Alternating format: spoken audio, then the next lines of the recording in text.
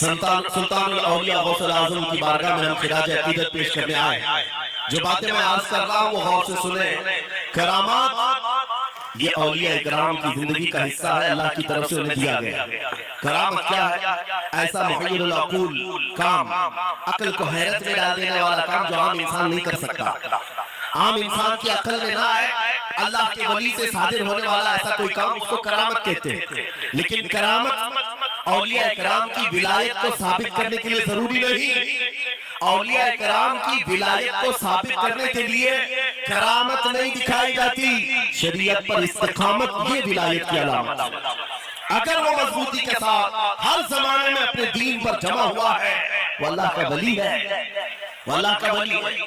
آج بھی ہماری قوم اولیاء کو ڈھونڈنے پر لگی ہوئی ہے.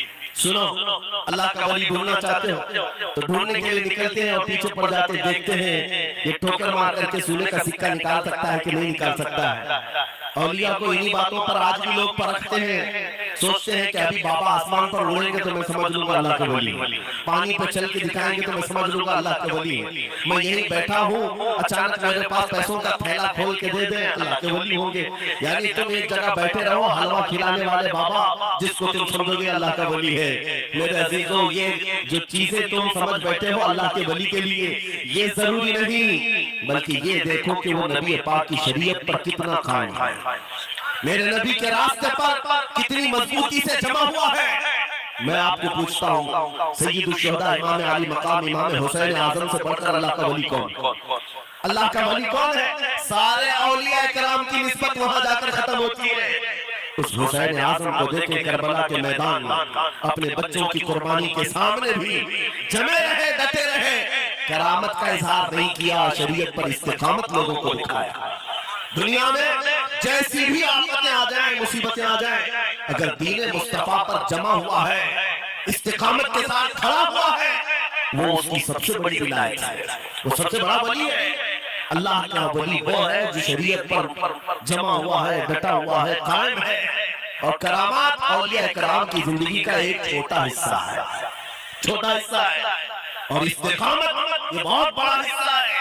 جمے رہ جانا کسی بات پر، خوف نہ کھانا باطل طاقتوں سے، نہ ڈرنا ان ظالموں سے، یہ اولیاء کرام کی زندگی کا خاص وسیلہ ہے. آج ہم سب کو جس چیز کی ضرورت ہے وہ کرامت کی نہیں، استقامت. کرامتیں سنتے بھی آیا، اب کرامت سے آپ یہ سمجھتے ہیں کہ کایا پلٹ جانی چاہیے.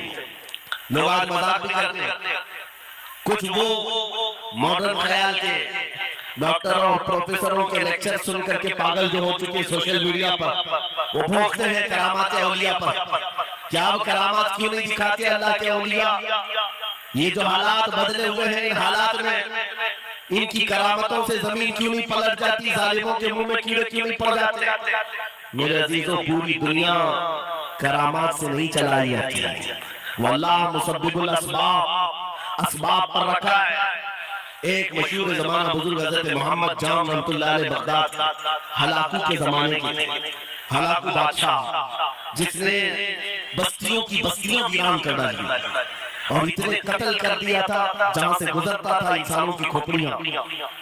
اس کا جب بغداد پر حملہ کرنے کا ارادہ ہوا تو بغداد سے کئی میل دور اس کا لشکر لے کر وہ پڑاؤ کیا اور اپنے 2 سپاہیوں کو بغداد کا معائنہ کرنے کے لیے بھیجا.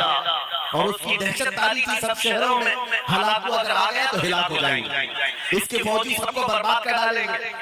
ہلاکو کا نام سنتے ہی لوگوں میں دہشت داری ہوتی تھی. تو 2 سپاہی 2 فوجی ہلاکو کے بغداد معائنہ کرنے کے لیے آئے تو لوگوں میں کھلبلی مچ گئی، اب جائیں تو کہاں جائیں؟ تو حضرت محمد جام رحمۃ اللہ علیہ بزرگ تھے، ان کے پاس لوگ دوڑتے ہوئے آئے اور وہ وضو فرما رہے تھے، ان کے ہاتھ میں پانی کا کٹورا تھا اور آ کر کے لوگ رونے لگے، حضور بھی ہلاکو آ گیا، بغداد تباہ کر ڈالے گا، بغداد کو برباد کر دے گا، آپ بچا لیں، اللہ کے ولی ہیں، آپ دعا کریں. انہوں نے اپنی کھٹوری پلٹ دی اور کہا جاؤ اللہ حفاظت کرے گا. روایت میں ملتا ہے کہ وہ 2 سپاہی ڈھونڈتے ڈھونڈتے رہ گئے، ان کو بغداد نظر ہی نہیں آیا. کوئی بغداد کا نہ گھر دکھا، نہ محل، نہ راستہ، کچھ نہیں. واپس وہ اپنے بادشاہ کے پاس جا کر کہتے ہیں ہم تو بہت ڈھونڈ کر کے آئے، بغداد ملا ہی نہیں. ہلاکو نے ان دونوں سپاہیوں کو قتل کر دیا. کہا کہ تم جھوٹ بولتے ہو، مجھے بغداد کی روشنی یہاں سے دکھتی اور تمہیں کیسے نظر نہیں آیا؟ یا تو تم نکمے ہو یا تو پھر میرے ساتھ دھوکہ کر قتل کر دیا۔ دوسرے دن اپنے خاص دو وزیروں کو بھیجا کہ جاؤ بغداد کا معائنہ کر کے آؤ، گلیاں، وہاں کی سڑکیں اور وہاں کی محلات، وہاں کی عمارتیں دیکھا۔ یہ دو وزیر گئے اور ڈھونڈتے رہے، جیسے ہی وہ بغداد میں انٹر ہوئے، آج پھر لوگ ہلاکو کے ان وزیروں کو دیکھ کر دوڑے دوڑے بھاگتے ہوئے اس اللہ کے ولی کے پاس آئے، حضرت محمد جام۔ آج پھر رونے لگے، کہا ہماری بیویاں بیوہ ہو جائیں گی، ہمارے بچے یتیم ہو جائیں گے، سب مارے جائیں گے، آپ بچا لیں۔ آج پھر سے انہوں نے کٹوری پلٹ کہا جاؤ اللہ حفاظت فرمائے۔ اللہ والوں کا یہ تصرف ہے، یہ کرامات ہے، وہ چاہے تو پورے لوگوں کو پوشیدہ کر دے ظالموں کی نظر سے۔ دوسرے دن وہ وزیر بھی ڈھونڈتے رہ گئے، ان کو بھی بغداد نظر نہیں آیا، واپس گئے۔ بادشاہ کے بڑے معتمد لوگ تھے، کہا کہ ہم بھی گئے لیکن ہم کو بغداد نظر نہیں آیا۔ ہلاکو کو بڑا تعجب ہوا، ایسا کیسے ہو سکتا ہے؟ لوکیشن بالکل صحیح ہے، ہم سامنے چند میل کے فاصلے پر ہیں اور ان کو بغداد نظر کیوں نہیں آتا؟ تیسرے دن اس نے کہا کہ اب کسی معائنے کی ضرورت نہیں، کوئی جائزہ لینے کی ضرورت نہیں، ہم ڈائریکٹ جاتے ہیں، فوج کو تیار کرو۔ پوری فوج کو لے کر کے جب تیار ہو کر وہ بغداد کے سرحد پر آ کر کھڑا ہو گیا، اس کی جنگ کا بگل بجا اور تباہی کے آوازیں آنے لگی، تو آج لوگ پھر دوڑتے ہوئے حضرت محمد جام کے پاس آئے اور ان سے رو رو کر گڑگڑانے لگے، کہا آج تو آفت آ گئی، بڑی بلا آ گئی، توجہ سے سننا میرے عزیزو، آج آپ اگر نہ بچائیں تو سب تباہ ہو جائیں گے، برباد ہو جائیں گے۔ آج آپ اپنی کٹوری اٹھا رہے تھے، انہیں غیب سے ندا آئی، اے میرے محبوب بندے، کب تک تم اپنی کٹوری اٹھا کر ان کو بچاتے رہو گے؟ ان کو مہلت دی گئی تھی اپنے اعمال درست کرنے کے لیے، نہ انہوں نے توبہ کیا نہ اپنے اعمال درست کیے، ان کو ان کے حال پر چھوڑ دو۔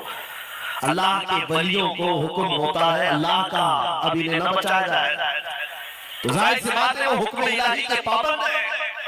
انہوں نے کٹوری چھوڑ دی، پھر ہلاکو داخل ہوا بغداد میں اور ایسی تباہی مچائی تھی کہ پورے بغداد کی سڑکوں میں صرف خون ہی خون تھا، تباہ و برباد کر دیا، اینٹ سے اینٹ بجا ڈالی۔ اس واقعے کو میں نے پڑھا، اس کے بعد یہ محسوس ہوا اللہ کے اولیاء کرام مدد ضرور کرتے ہیں لیکن ایک وقت تک، جب وہ وقت آ جائے اللہ کی طرف سے منع ہو جائے کہ یہ قوم بڑی سرکش ہے، اب ان کی مدد نہ کی جائے، تو پھر یہ ہاتھ اٹھا لیا کرتے ہیں اور ان کو حالات پر چھوڑ دیا جاتا ہے۔ عزیزان گرامی اوقات، اولیاء کاملین کی کرامتوں پر بھونکنے والوں سے بھی میں یہی کہوں گا، وہ چاہے تو پل بھر میں حالات ہمارے بدل دیں، چاہے تو زمین کو الٹ پلٹ دیں، لیکن وہ اللہ کے حکم کے پابند ہوتے ہیں۔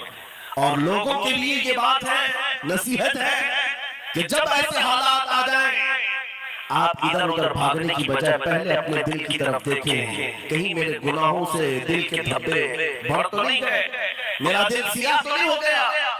سچ بتاؤ میرے عزیزو، اتنے سخت حالات کے بعد کتنے لوگوں کو ایسی توفیق ہوئی کہ رات کا اندھیرا چھا گیا ہو اور توبہ کرنے کا جذبہ بڑھ گیا ہو، رات کے وقت بیٹھ کر کے رونے لگ گیا ہو۔ فلسطین کے غزہ کے ان مسلمانوں کی حالت سار کو دیکھ کر روح اگر تڑپتی ہے اور تم اپنے اعمال کی صحت اور درستگی کے لیے توبہ کر لے جاتے ہو، یہ بہت بڑی نعمت ہے اللہ کی، پھر تمہیں کسی کرامت کی ظہور کی ضرورت نہیں، تمہارا بدلنا ہی دنیا کے حالات کو بدل دے گا، سب بدل جائے گا۔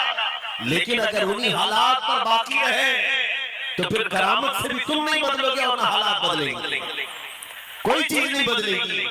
ان اللہ لا یغیر ما بقوم حتی یغیروا ما بانفسہم، قرآن میں میرا مولا فرماتا ہے بے شک اللہ تعالیٰ اس وقت تک کسی قوم کی حالت نہیں بدلتا جب تک اس قوم کو خود اپنی حالت بدلنے کا خیال نہ ہو۔ ہم اپنی جانب سے شروعات کریں اور پھر حالات خود بدل جائیں، حالات خود بدل جائیں۔ سرکار سیدنا غوث اعظم عبد القادر جیلانی رضی اللہ تعالیٰ عنہ جس حال میں بغداد تشریف لائے تھے اس زمانے کو یاد کریں، اس زمانے کو یاد کریں۔ وہ ایسا زمانہ تھا کہ اس وقت حق بولنا ایک جرم ہو گیا تھا، شیعہ نواز خلیفہ موجود تھے، حضرت ابو بکر حضرت عمر کا نام لینے پر بھی مسجد کے دروازے پر کوڑے مارے جاتے تھے۔ یہ وہ حالات علماء کی زبانیں گنگ تھی، بول نہیں پاتے تھے، خطبہ کیا دینا ہے وہ بالکل سکرپٹڈ، جو خلیفہ وقت چاہے بس اتنا ہی۔ آج جیسے سعودیوں کے ہاں یہ رواج ہے، بادشاہ کی حمایت میں اور بادشاہ جیسا چاہے ویسے ہی مسجد کا مولوی بھی بولتا رہے۔ شریعت کیا کہہ رہی ہے، میرے مصطفیٰ کریم صلی اللہ تعالیٰ علیہ وسلم کی تعلیمات کیا کہہ رہی ہیں، اس سے کیا سروکا، بس اتنی باتیں کرو جتنی ان کے بادشاہ کی حمایت تھی۔ یہ دور غوث اعظم کے زمانے کا بھی تھا، اس وقت حق بولنا ایک بہت بڑا جرم تھا، علماء کو کوڑے مارے جاتے تھے۔ آپ کو پتہ ہے اسی بغداد میں صرف ایک حق بات کا اعلان کرنے کی وجہ سے امام احمد بن حنبل کو 300 کوڑے مارے گئے تھے، ان کی پیٹھ جھک گئی تھی، ان کی ریڑھ کی ہڈی ٹیڑھی ہو گئی تھی۔ کوڑا کس کو کہتے ہیں، کوئی رسی کو نہیں، چمڑے کا وہ بیلٹ جس سے وہ مارتے تھے تو جسم کی چمڑی لگ کر کے آ جاتی تھی۔ 100 کوڑے میں تو آدمی مر جاتا تھا، کوئی بچ گیا 300 کوڑے کھائے اس امام کی بات کر رہا ہوں جس کو میرے نبی کی 5 لاکھ حدیثیں یاد تھی۔ وہ امام احمد بن حنبل اتنے بڑے امام الحدیث کوڑے کھاتے تھے تو کس بات پر، صرف حق بات کا اعلان برسر پیکار کرتے تھے۔